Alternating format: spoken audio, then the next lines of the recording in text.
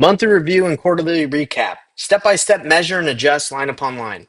What we're doing right here is we're taking the information from our weekly planning and we're just putting it on our weekly metrics where we're able to gauge how we're doing. Okay, so you go here, you take this information at the end of your weekly planning and you put it so you can see how you're doing, if you're improving and getting closer to achieving your objective, and if you have the right key results. If eating at a caloric deficit, is that really helping you to lose weight, right? You can track over time so you can see how you're progressing. Simple as that, guys. I wish I could talk about it more, but there's really nothing else to say, but you're putting your information on there from the week. Okay.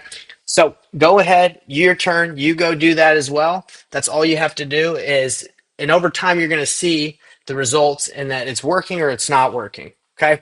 Now I will show you this thing down here as well that I do also when I check once a month at the beginning of every month, I do go through here and I check specific things I'm trying to accomplish monthly. These are things that I'm just trying to do once a month. I took a personality test and I read it once a month. I try to go to the temple once a month. Track my net worth once a month.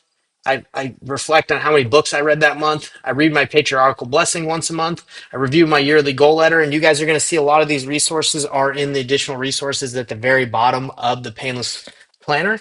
Um, I just started, I implemented this recently, but I try to plan one day, surprise date a week. Sorry, one surprise date a month with my wife. Try to have some boys' night, like try to hang out with your friends, fast once a month, and minister. Now, I'm not perfect at these things. I'm not here to say, hey, I'm the best, but I like to keep track of how I'm doing. So at the end of the year, I can look at it and say, hey, I'm doing better than I did the previous year, or hey, I'm improving. Again, this is all self-reflection. It's always all trying to just be better.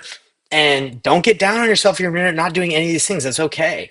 Everybody's got their different goals and what they're trying to achieve in different season of life. Sometimes you're going to be hitting on these on all cylinders, and you're doing great, and sometimes you're not. That's okay. But the point is being aware and acknowledging where you're at and being able to improve. So that is the monthly review. And obviously, at the very end, after you filled out all this information, guys, after you filled out everything in this tracker, the next thing you're going to do is you're just going to tally up and add up how you did the whole quarter.